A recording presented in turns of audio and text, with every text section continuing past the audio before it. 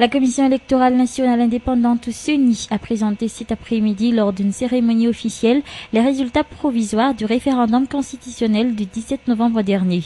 Selon le rapport effectué par la CENI ce jour, 3 761 977 sur les 7 151 223 électeurs inscrits ont accompli leur devoir de citoyen le jour du scrutin.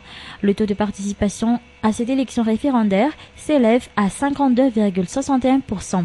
Par ailleurs, la CENI a procédé à l'annulation des votes émis par 3 612 électeurs pour violation des prescriptions légales et réglementaires.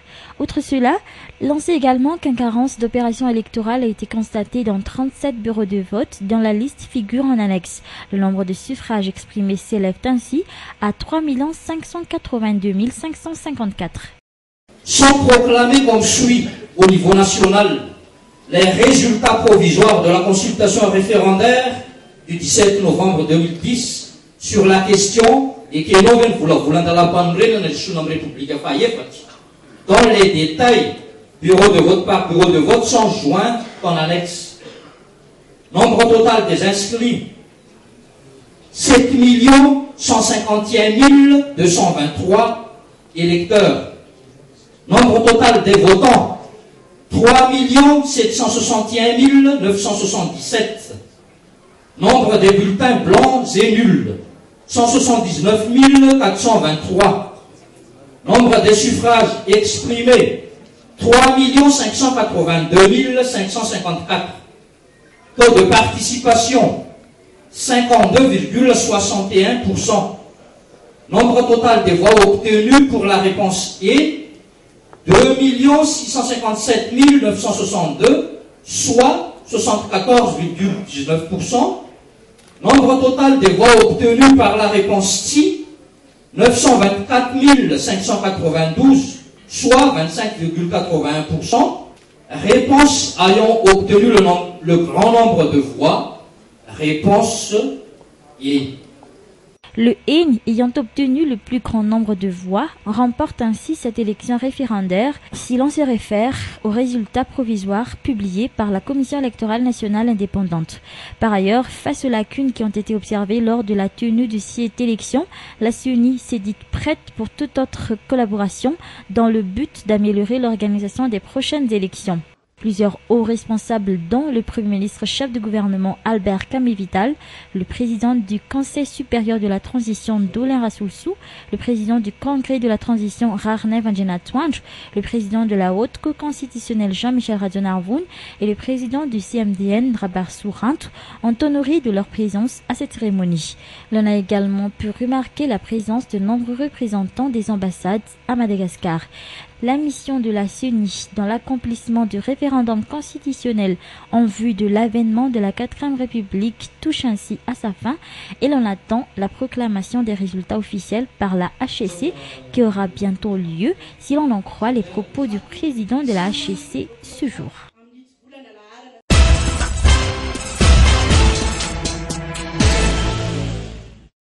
Le Congrès de la transition a adopté hier en séance plénière le projet de loi numéro 001/2010 portant loi de finances pour 2011. Les détails et contenus de ce projet de loi ont été étudiés et discutés préalablement dans les travaux de commission.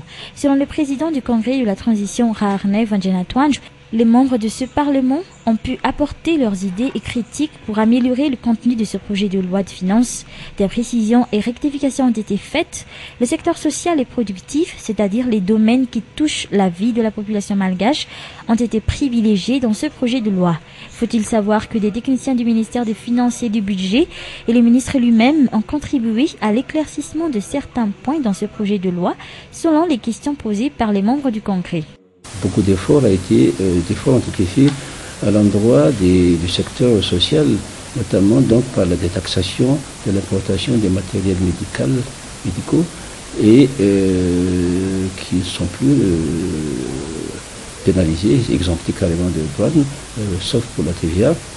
Et aussi des efforts ont été faits à l'endroit du secteur médical à grand corps parce que le salaire des médecins donc sera révisé à la hausse dans la mesure où, malgré des études de 7 à 8 ans, les médecins sortant, leur salaire n'est pas à la hauteur des études qu'ils ont faites.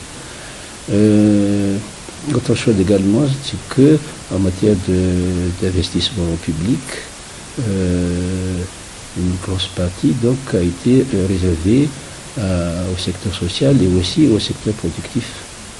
30% donc dans le secteur productif, 31% plutôt, et 32% dans le secteur social. Tout ceci donc pour que l'économie redémarre malgré les difficultés. Donc. Mais nous espérons que si le processus actuel continue normalement, on aura rapidement l'acceptation de la communauté internationale. Ce jour, la Commission de la Réconciliation nationale et Amnesty a commencé l'élaboration d'une proposition de résolution sur les mesures d'apaisement. L'élaboration d'une proposition de loi sur l'amnistie serait mise à l'étude demain. Ces sujets seront discutés pendant la séance plénière prévue jeudi prochain.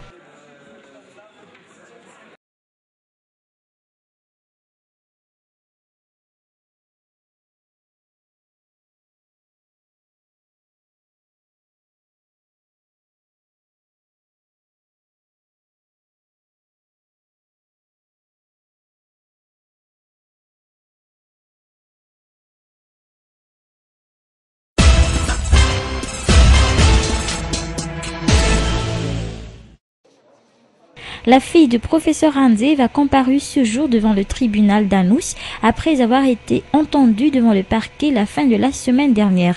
La séance a débuté vers 14h30 de l'après-midi. Son père, le professeur Handzev Raymond, fut déjà aperçu à Anous 1 heure auparavant.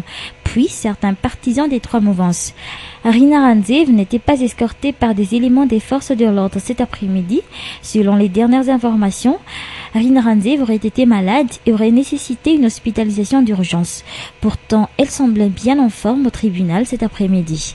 Rappelons que la fille du professeur Handzev est accusée d'avoir proféré des insultes à l'endroit des forces de l'ordre en exercice de leurs fonctions lors de la perquisition du domicile de son père suite au coup d'État d'Ivatu. Après avoir affronté le jury, la fille à Handzev écope d'une peine d'emprisonnement d'1 mois avec sursis. La présence de certains ténors de l'opposition, comme le révérend père Janaldson Nadjemanamp, communément appelé Satchbourg au palais d'Anous, auprès du professeur Handzev, ne fait que confirmer encore plus que cet intellectuel et les trois mouvances sont étroitement liés en politique. Comme à l'accoutumée, à chaque issue du procès de ce genre, les membres de la presse effectuant leur travail sur place sont tués et menacés par les farouches partisans des trois mouvances. L'on a quand même remarqué que les éléments des forces de l'ordre étaient absents aux environs d'Anous ce jour. Aucun incident majeur n'est également venu troubler le déroulement du procès de la fille Handzev.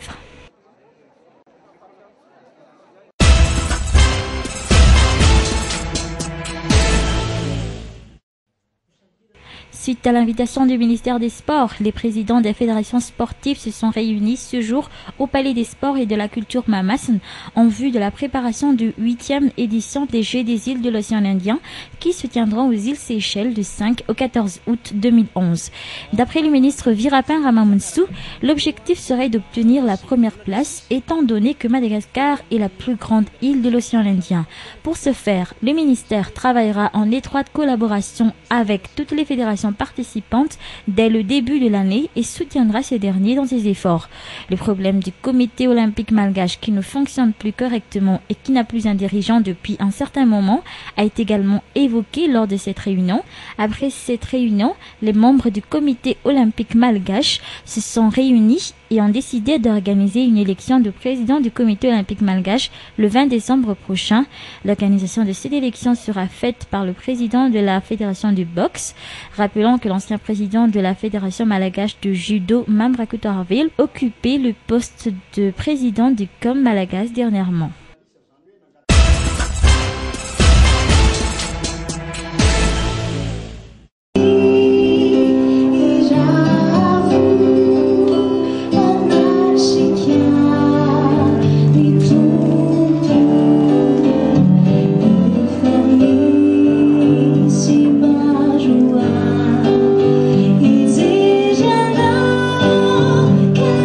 To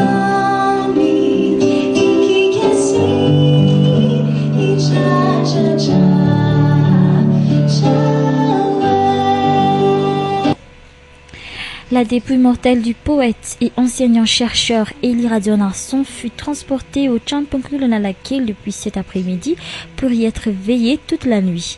De nombreuses personnalités malagasy ou étrangers, amis et familles se sont succédés pour présenter leurs condoléances à la famille de cet éminent homme de lettres malagasy. Il y avait entre autres l'ambassadeur de France Jean-Marc Chataignier, accompagné de quelques collaborateurs venus supplier devant la dépouille mortelle d'Élie Radionarson. Puis, des enseignants-chercheurs comme lui, venus de l'université de La Réunion, étaient également venus présenter leurs condoléances à sa famille, des connaissances qui ont déclaré combien ils regrettaient la disparition de leur ami de toujours. Des lectures de poésie, des chants évangéliques ou profanes ont été cantonnés durant cette veillée funèbre, veillée qui ne cessera qu'à l'aube demain. Les membres du Ferbulena Sandach, le cercle des poètes malgaches qu'il a créé, puis des artistes malgaches se sont relayés sur la scène. Demain matin, la dépouille mortelle d'Élie Radionarson sera emmenée à Ankatsu, ou plus précisément sur l'esplanade d'Ankatsu. Sauf changement de dernière minute, le poète disparu sera décoré avant d'être emmené à sa dernière demeure du côté d'Ambujake Nord, là où il reposera en paix aux côtés de ses parents. Tia vakuanao tsy ferana maditra tsy ailembenana mandorora kobony